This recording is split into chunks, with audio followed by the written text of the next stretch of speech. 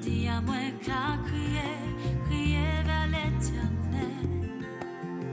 Pas jodi, moi dans la peine, moi pas ni forcer.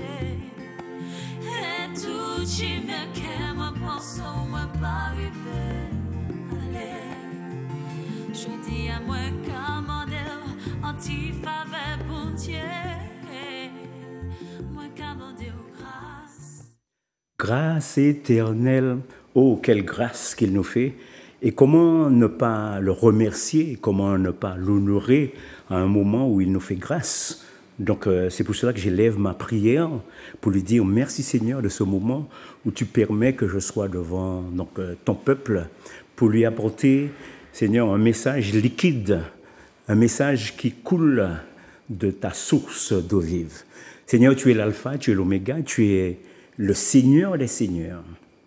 Et c'est pour cela que je suis devant toi, Seigneur, en m'humiliant, parce que tu ne fais que grâce à ceux qui suivent ta parole et qui marchent dans ta voie. Nous te louons, nous te bénissons parce que, Seigneur, il n'y a pas d'autre alternative, il n'y a pas d'autre endroit pour que nous puissions, Seigneur, marcher dans une voie aussi sûre que la voie que tu donnes à tes enfants. Nous te bénissons, nous t'avons prié dans le puissant nom de Jésus. Amen. Amen. Eh bien, ce matin, à pas de course, je vais donc saluer certaines personnes. Donc, en métropole, je viens saluer donc mes enfants en métropole. Et du côté de Clermont, je salue donc le pasteur donc Limier, Gérard. Donc, je le salue donc à Clermont. Et toute personne qui, au fait, porte la bannière de Christ, toute personne qui sont dans le ministère de Christ, je les encourage ce matin, je les fortifie et je leur dis, bon, ben, prenez courage parce que le combat est rude. Bien, atterrissons-nous donc sur les Antilles où nous irons donc du côté de la Guadeloupe, pasteur Bernier, pasteur Rodrigue, nous vous saluons et nous vous encourageons et nous pensons également à la prophétesse Pierre Israël. En tout cas, bon combat, c'est un bon combat que vous menez, donc ne lâchez pas les mains de Dieu et continuez à persévérer dans la voie que Dieu donc vous a tracée. Nous allons du côté de Sainte-Lucie, l'apôtre Lesta. Salut, l'apôtre Lesta. Bien. Et puis on retourne donc en Martinique, surtout du côté de Basse-Pointe. Basse-Pointe, pasteur Surbon, pasteur Sinovassin, mais aussi à la radio FM Espoir. Donc toutes ces personnes et tous ces éléments sont en train de travailler comme un accord pour justement édifier le peuple de Dieu. Nous revenons donc sur notre église, donc le temps du réveil, et je veux particulièrement saluer une personne, un groupe de personnes dans le temps du réveil. Saluer l'équipe de nettoyage, l'équipe d'accueil. Pourquoi? Parce que l'équipe d'accueil fait un travail, mais vraiment manifeste. Un travail, là, bon dit bon. Et le pasteur Jean-Michel l'a souligné la dernière fois dans sa prédication. Je crois qu'il faudrait souligner justement ce travail que ces femmes font en profondeur. Bien, alors donc salutations pour donc les hôtesses du temps du réveil. En même temps, nous allons rester sur BDK, Brigade des kiosques, qui va partout dans les rues avec leur tambour pour parler de Dieu. Oh, quelle gloire de pouvoir parler de Dieu partout où nous nous trouvons. Ensuite, la chorale du temps du réveil, dirigée par Marissa, qui fait un travail, mais vraiment, en tout cas, courage ma sœur, et puis la chorale aussi, parce que c'est pas chose facile de pouvoir toujours être leader dans un groupe. Bien. Je veux donc aussi saluer le berger de cette église, le berger du temps du réveil. Donc, j'ai nommé pasteur Alain Villan, l'homme qui ne se décourage jamais. Au fait, il aurait pu être ce matin avec vous, il aurait pu être là. Mais vous savez que le ministère n'est pas toujours de tout repos. Je veux particulièrement aussi saluer la communauté haïtienne. Je vous salue bien bas, donc la communauté haïtienne, tant des petites. Nourrir les petites, non. C'est pas Exili, c'est pas Gambala, c'est pas Ogunferai, mais c'est par mon esprit dit le Seigneur. Alléluia. Bien, remercions également la technique de Zouk TV et aussi son directeur, M. Mano Granier, qui a justement cette vision pour pouvoir donc amener justement la télévision au maxi, travail en profondeur. Dieu t'a déjà béni pour cela et à la continuité. Amen. Je veux vous rappeler quelque chose, juste quelque chose, c'est que l'Église d'aujourd'hui, donc déjà la mission que nous avons, c'est de pouvoir porter la parole au-delà même des frontières. Au-delà des frontières. Et nous avons un leitmotiv, nous avons notre slogan, le slogan du temps du réveil, c'est « Réveille-toi, toi qui dors ». Réveille-toi, toi qui dors. Pourquoi? Parce que nous avons tendance à nous endormir, à prendre sommeil. Et l'Église et le monde, nous sommes endormis. Endormis pourquoi? Parce que nous ne marchons pas dans la voie de Dieu. Et il y a des attractions, il y a des choses qui nous retiennent en arrière.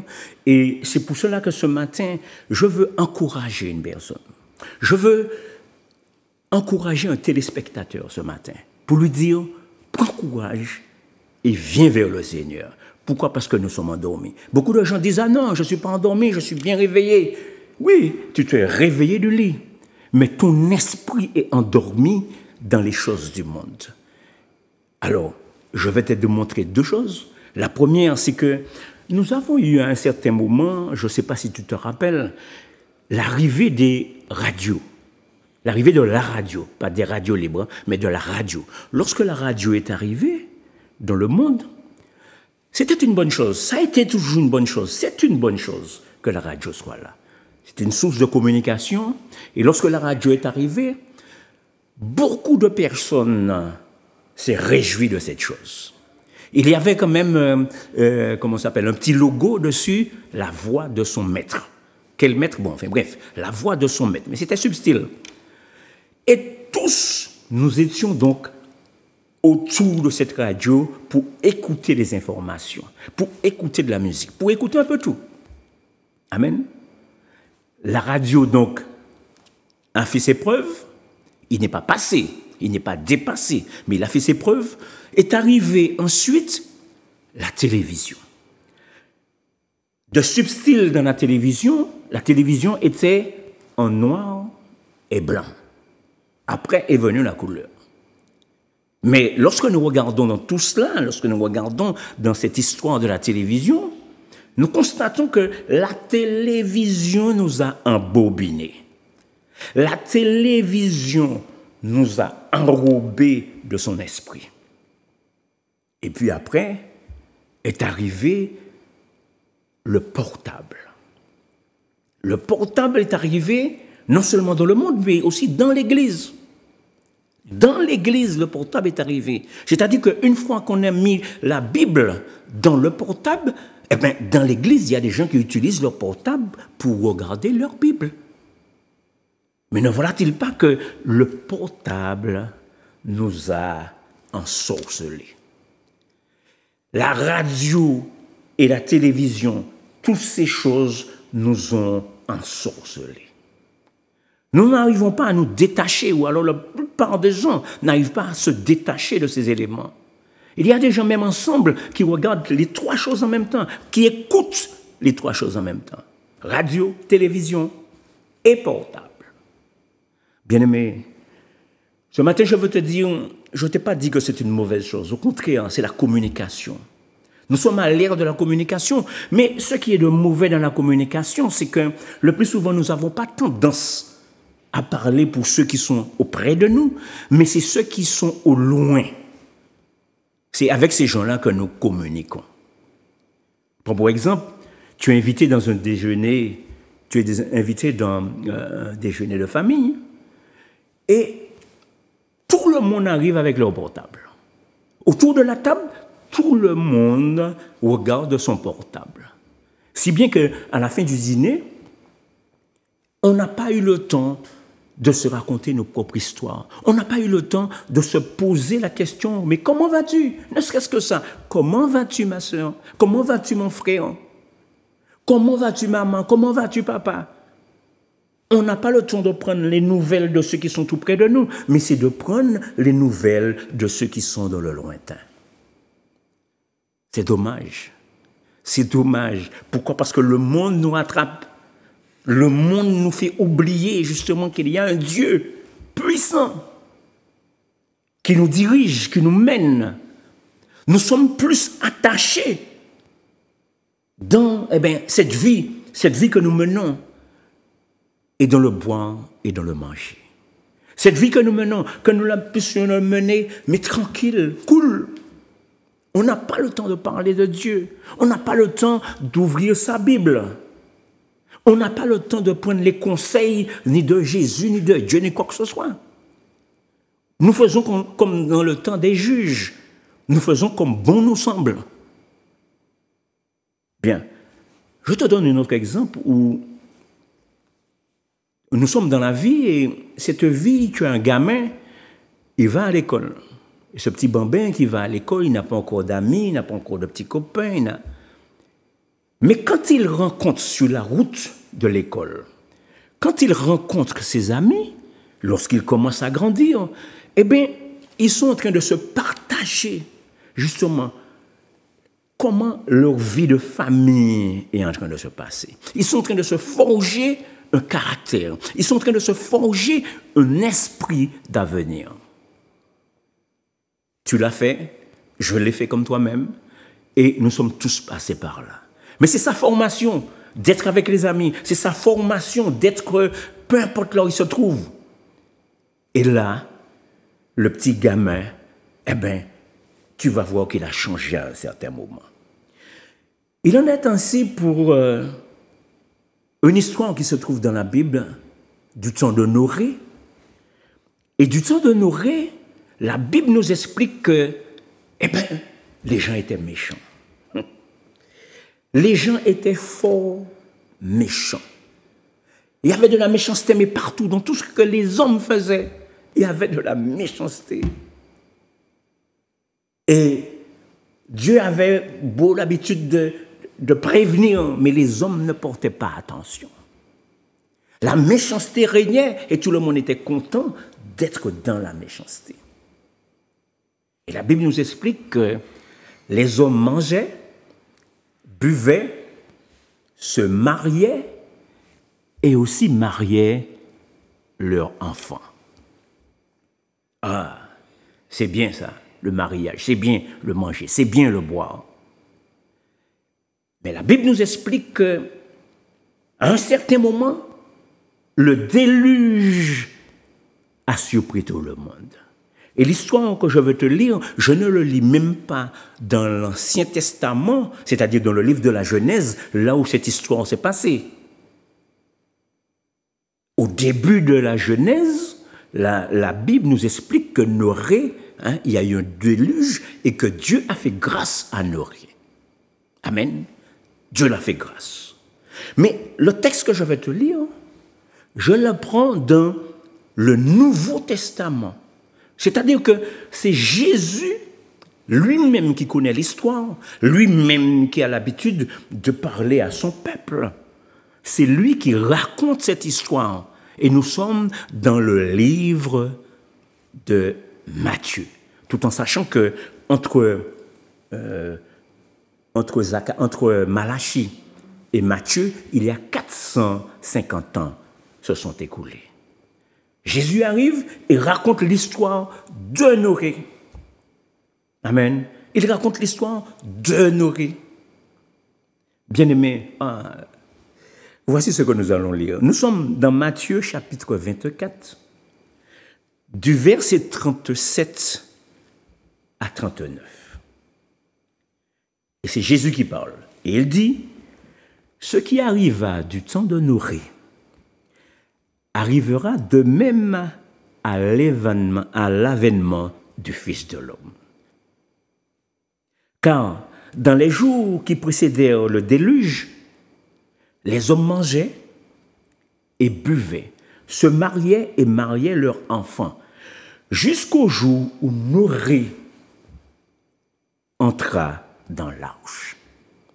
Et ils ne se doutèrent de rien, jusqu'à ce que le déluge vint et les emportait, tous.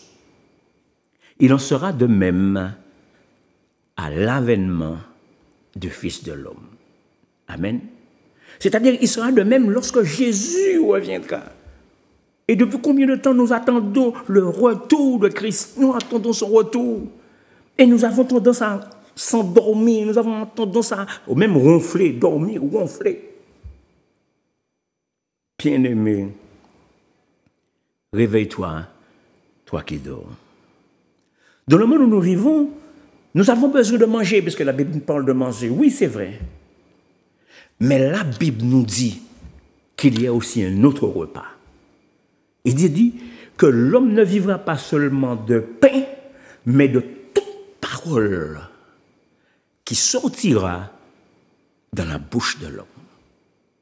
L'homme ne vivra pas seulement de pain. Ton corps a besoin de pain, mais ton âme a besoin de la parole de Dieu. Alléluia. La Bible nous explique aussi que l'homme mangeait et buvait. Mangeait pas qu'à aller sans de l'eau. L'homme buvait.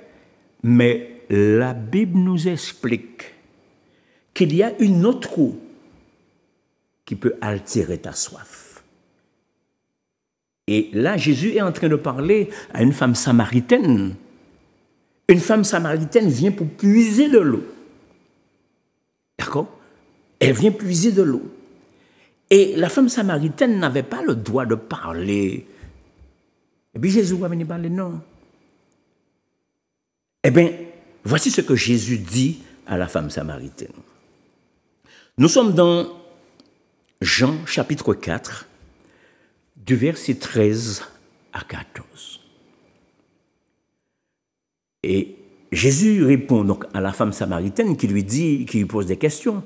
Jésus lui répondit, quiconque, c'est-à-dire oui puis moi, tout le monde, quiconque boit de cette eau aura encore soif. L'eau que tu es en train de boire là, tout ton que tu aura encore soif. Amen. Mais celui qui boira de l'eau que je lui donnerai n'aura jamais soif. Et l'eau que je lui donnerai deviendra en lui une source d'eau qui jaillira jusque dans la vie éternelle. Ah, ça belle, maman, ça belle. L'eau que Jésus a dit, l'eau qui est bon là, cette eau-là que je te donnerai, jaillira jusque dans la vie éternelle. Comment ne pas crier Alléluia? Comment ne pas se réjouir quand tu entends quelque chose comme cela? Les gens se mariaient, ajoute le texte, et mariaient leurs enfants. C'est vrai. On a besoin de cette chose, de ne pas vivre dans la débauche, de ne pas vivre dans l'impudicité. On a besoin de cette chose-là et donner à nos enfants justement une manière de vivre correcte. Nous avons besoin de faire tout cela. Mais cependant, nous sommes arrêtés et nous nous arrêtons tout le temps sur le boire et le manger. Festin, boire et manger. Amen. Ne vivons pas dans la débauche, c'est vrai pour le mariage. Ne vivons pas. Mais cependant, l'Église nous dit, la Bible nous dit que nous sommes le temple du Saint-Esprit. Tu es le temple du Saint-Esprit, comme moi je le suis. Et Jésus vient raconter une histoire, mais une histoire terrible, une histoire qui nous fait réfléchir, une histoire qui, quelquefois tu peux te dire, mais comment cela peut être possible? Et c'est ce qui nous arrive, qui t'arrive et qui m'arrive. Amen. Jésus sort du temple et donne une parabole à la foule qui est donc rassemblée. La parabole, il dit, le royaume des cieux est semblable à 10 vierges qui ont pris leur lampe à la rencontre de l'époux. 10 vierges. Ils ont pris leur lampe et ils vont à la rencontre de l'époux parce que nous sommes le temple du Saint-Esprit. Et ne voici pas que ces 10 vierges, il y a 5 folles 5 vierges folles et 5 vierges sages. Alléluia. Les 5 vierges folles, la Bible nous explique que ces 5 femmes-là ont pris leur lampe, mais n'ont pas pris d'huile de rechange. N'ont pas pris d'huile pour aller à la rencontre de l'époux. Vous ne pouvez pas prendre l'huile. Mais pas point. Et voici que ces autres 5 vierges sages ont pris de l'huile pour aller à la rencontre de l'époux, mais aussi ont pris de l'huile pour si en cas, pour si jamais l'époux ne revient pas tout de suite. Et je vous disais, hein, il y a quelques instants, c'est un petit peu comme ça. On attend l'époux. Les gens disent qu'ils attendent l'époux depuis combien de temps? Mais l'époux n'arrive que lorsqu'il a envie d'arriver. Il est souverain. L'époux n'arrive pas au moment que toi ou tu as décidé. Non. L'époux arrive lorsque son temps est arrivé. La Bible nous explique encore que l'époux tarda. Et à ce moment-là, les vierges et les femmes qui sont folles, les vierges folles et les vierges sages, les femmes ont pris sommeil. Les femmes se sont assoupies. Et c'est ce qui arrive l'Église. L'Église prend sommeil, l'Église s'assoupit sur tous les événements qui se passent dans le pays. L'Église s'assoupit, s'endort et oublie qu'il y a un époux qui viendra chercher son Église. Un époux qui viendra chercher ses élus. L'Église, les hommes oublient qu'il y a une personne qui a créé le ciel et la terre et qui reviendra chercher l'époux, son épouse. À ce moment-là, au milieu de la nuit, une personne cria « Voici l'époux !» Tout le monde debout, tout le monde levé. Et ceux qui étaient prêts, avant d'entrer, les femmes folles disent, les vierges folles disent à ceux qui sont sages, donnez-nous un peu d'huile parce que notre lampe va s'éteindre. Et les autres répondirent, non. Mais nous pas assez bas nous-mêmes. Allez au contraire, puisque nous n'avons pas assez, allez au contraire du côté de la boutique. Boutique là tout près là. Allez acheter dans la boutique là. Allez du côté de la boutique et achetez-en de l'huile et revenez. Et elles sont parties pour acheter leur huile. Et ceux qui étaient prêts, là, l'époux est arrivé sur place, ceux qui étaient prêts sont entrés. Et la porte se ferma. La porte a fermé. Les autres, quand ils ont acheté leur huile, ils ont venu, Qui est là?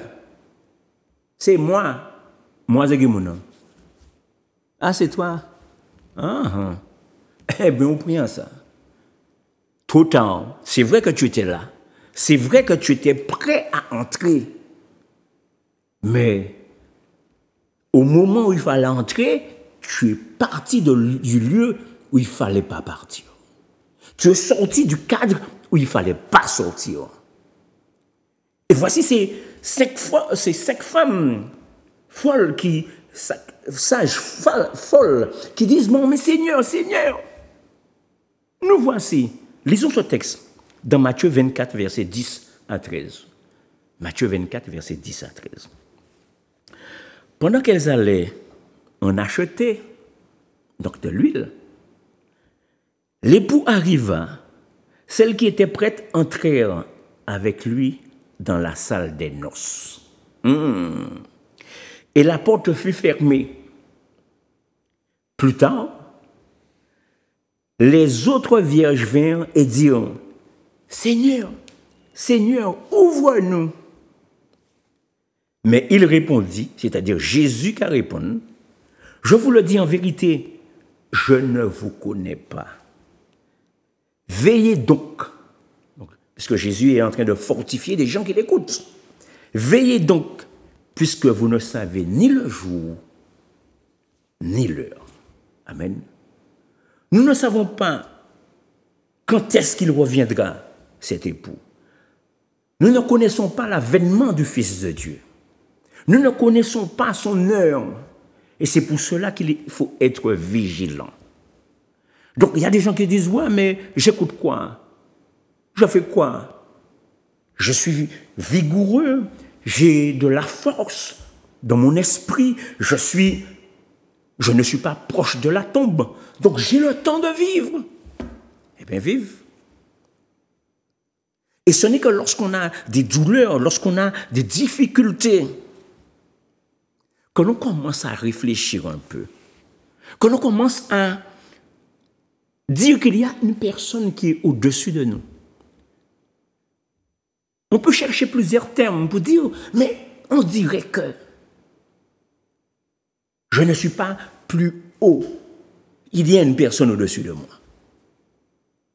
Et vous connaissez tous donc l'histoire où lorsque nous sommes dans une grande société, lorsque nous travaillons dans une grande société, surtout lorsque nous sommes responsables, leaders, directeurs, on n'a pas tendance, on n'a pas envie de parler de Jésus. À l'état au son gros pagna, comment tu vas parler de ce petit Jésus-là?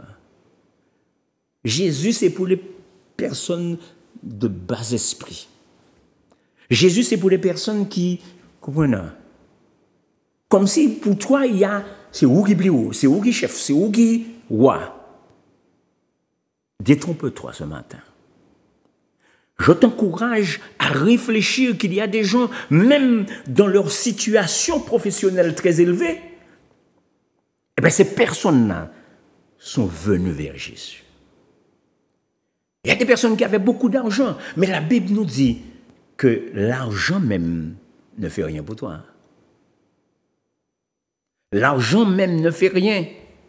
Amen. Rien pour toi.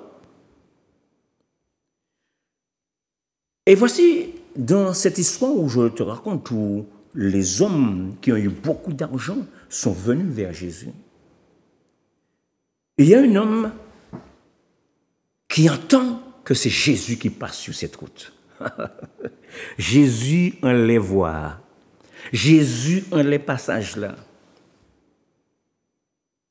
Et il va prendre, parce que la Bible nous donne justement sa qualification. Jésus, la Bible nous donne comment il était, que sa femme. Il s'appelle Zachée.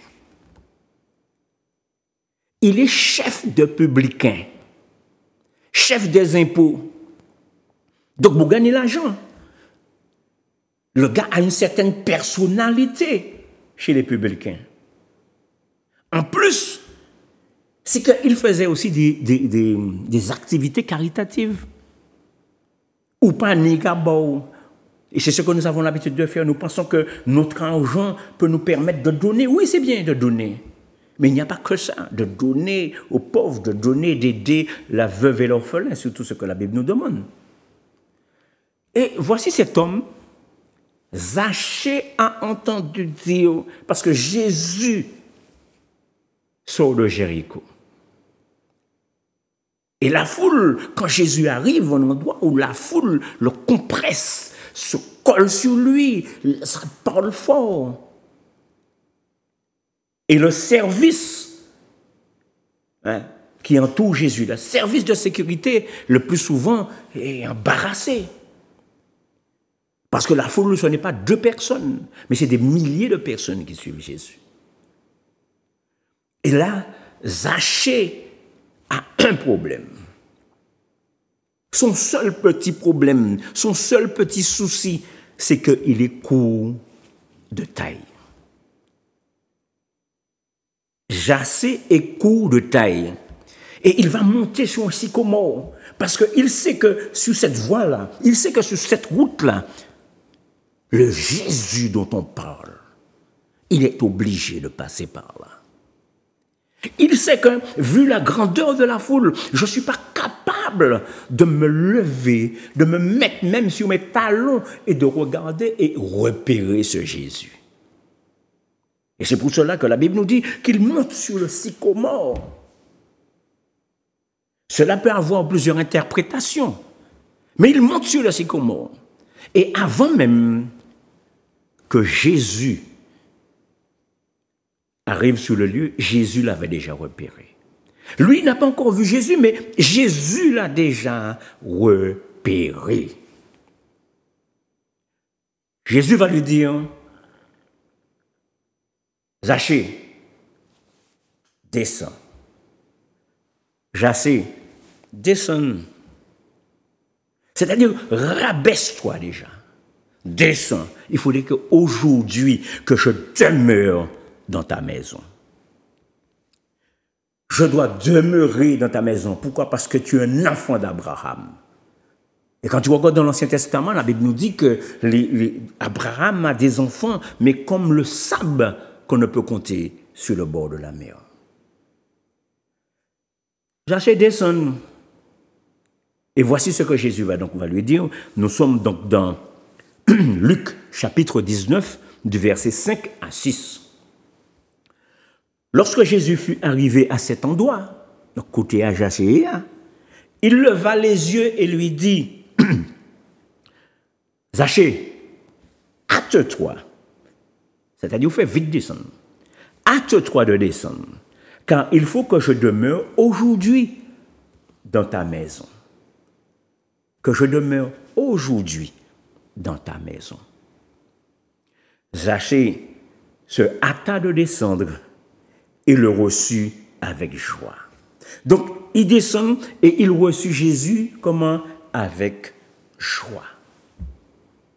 Bien-aimé, c'est bien ça, c'est beau de tendre tout cela. Lorsque tu entends qu'il y a un homme qui a de l'argent, qui a la possibilité de pouvoir avancer dans la vie, mais quand même, il recherche quoi et il reçoit quoi? Il reçoit Jésus-Christ de Nazareth. Celui que tu penses toi-même qui est dans le milieu social et que tu penses que tu es plus que, eh bien, ce Zachée-là a obéi à la parole de Dieu. Comment toi-même, tu ne veux pas obéir à cette parole? Viens vers lui. Il te fera du bien. Et c'est pour ton avenir, c'est pour demain, c'est pour préparer le royaume. Amen. Je veux lire avec toi un psaume. Je vais essayer de lire 2 psaumes pour toi, avant même de conclure. Excuse-moi, pas pour moi. Nous sommes donc dans le psaume 121. Le psaume 121, tu vas voir des gens qui... Alors, 132. Le psaume 121 nous dit... Je lève mes yeux vers les montagnes. Alléluia. D'où me viendra le secours? Le secours me vient de l'Éternel qui a fait les cieux et la terre. Il ne permettra pas que ton pied chancelle. Celui qui te garde ne sommeillera point. Voici, il ne sommeille ni ne dort celui qui garde Israël, ou alors celui qui garde la Martinique, celui qui garde le pays là où tu te trouves. L'Éternel est celui qui te garde, l'Éternel est ton ombre à ta main droite. Attends pour moi. Pendant le jour, le soleil ne te frappera point, ni la lune pendant la nuit. L'Éternel te gardera de tout mal, il gardera ton âme. L'Éternel gardera ton départ et ton arrivée, dès maintenant et à jamais. Amen. Amen. Il garde ton départ jusqu'à ton arrivée. Il veille sur toi. Comment ne pas le faire confiance? Comment douter justement de cette parole? Comment douter de la parole d'une personne qui est, mais vraiment sur la terre, il n'y a rien qui est au-dessus de lui, rien qui est au-dessous de lui. Amen. S'il te dit ça, il n'est pas un Dieu pour mentir, ni un Dieu pour se repentir. Amen, amen, amen, amen.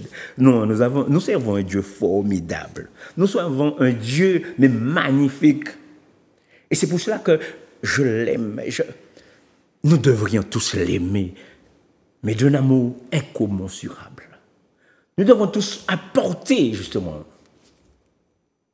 Amen. Va au téléphone? Non? Amen.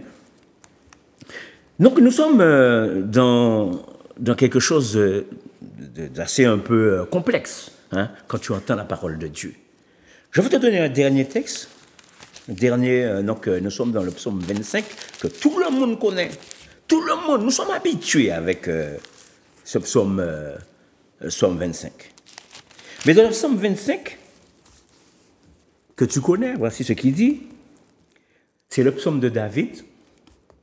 L'Éternel, Éternel, j'élève à toi mon âme. Mon Dieu, en toi je me confie. Que je ne sois pas couvert de honte. Que mes ennemis ne se réjouissent pas à mon sujet. Tous ceux qui espèrent en toi ne seront point confondus. Ceux-là seront confondus ceux qui sont fidèles sans cause. Confondus qui sont fidèles sans cause. Éternel, fais-moi connaître tes voies. Amen. Alléluia. Nous sommes donc descendus jusqu'au verset 4.